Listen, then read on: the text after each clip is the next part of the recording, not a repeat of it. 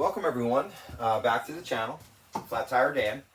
Good to be back. Kind of took a break for a couple of weeks. It was my birthday and we were just like hanging out with friends and family, really not doing too much of anything that was interesting. But we're back and I'm glad to be back.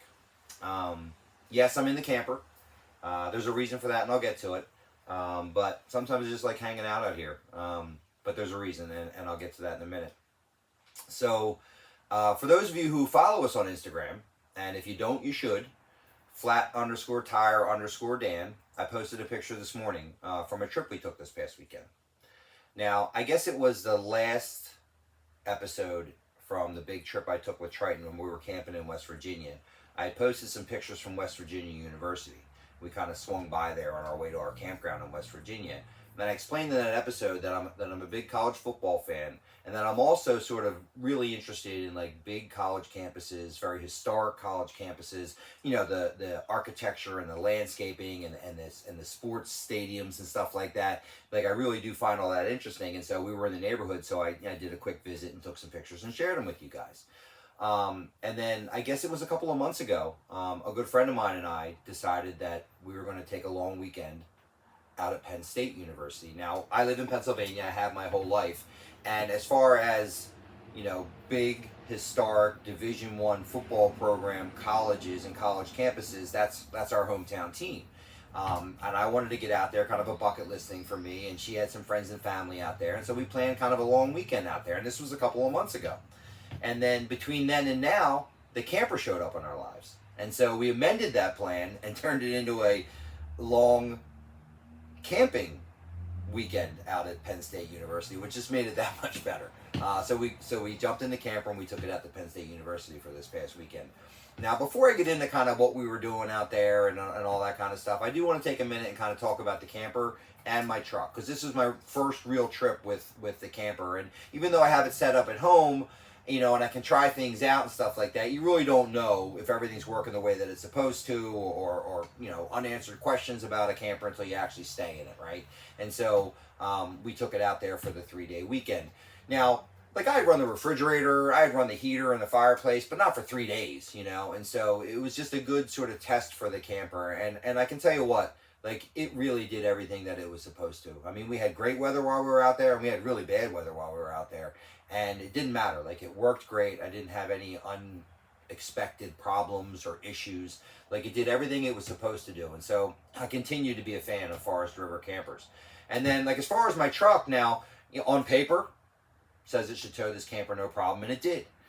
But I've only towed it to and from the dealer, which is like 5 miles each way, a couple times for some warranty stuff. And so you really don't know how the camper and the truck, and they both weigh about the same. The truck weighs about 5,000 pounds. The camper weighs about 5,000 pounds, right? So you don't know how they're going to interact or react to one another until you get out on the highway and you're doing 60 miles an hour and a tractor trailer goes by you at 75. Or like coming home from Penn State yesterday, it was really windy, you know, and how the truck will react to the wind and how the camper will react to the wind. And then like it's about 200 miles from here. And on the way out, it felt like the entire ride was uphill, which a lot of it was. And the truck pulled great. So again, the truck performed. Ford trucks perform great.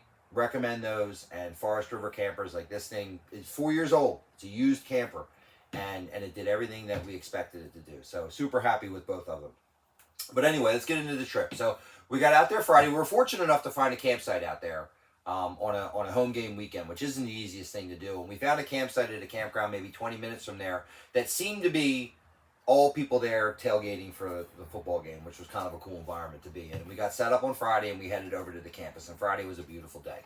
And we got to the campus and it was awesome. You know, this campus has been around since 1855, like 200 years, right? And so there's a ton of huge architectural monuments, you know, that have been around forever. And there's rows of 100-year-old trees and big giant lawn areas with kids playing frisbee, like, you know, all that whole vibe. And then like newer stuff, like cool, newer, contemporary, higher learning buildings that I found really interesting.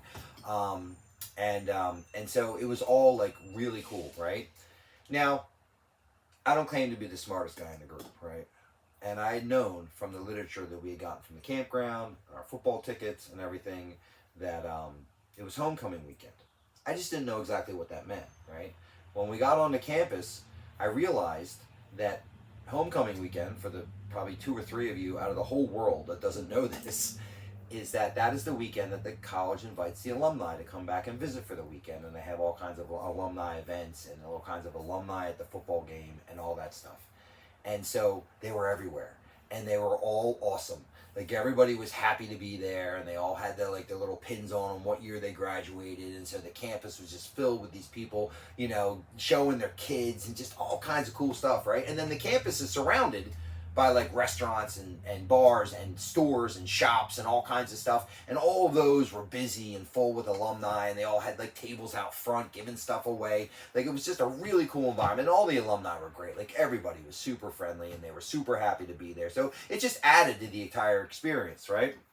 So then the weather kind of came in. We were expecting it Friday night all through the day Saturday. And so we kind of came back to the camper, and we just kind of hung out in the weather. Now, we took Triton with us. You'll see that. I put the awning out so that he could get out, when he needed to go outside in the rain and stuff like that. But it was kind of good to spend, kind of an extended period of time in the camper and really try everything out. And like I said, everything worked exactly how it was supposed to. And then it came game time Saturday, maybe a couple hours before the game. And we were prepared to go to the game in the pouring rain, right? And it just kind of let up. It was still cloudy and it was still kind of misty, but the heavy stuff just kind of went away, and we headed over to Beaver Stadium, and I'm all geeked up because I'm a college football fan, and I've been a Penn State fan my whole life, and I'd never been to a game, right? And we're walking up on Beaver Stadium, and it's massive, right? It's 105,000 seats, and it's been there forever. And just walking in was an experience. But then I got inside the stadium, and it felt smaller. It felt just more cozy inside the stadium. There's really no sideline depth at college stadiums, right?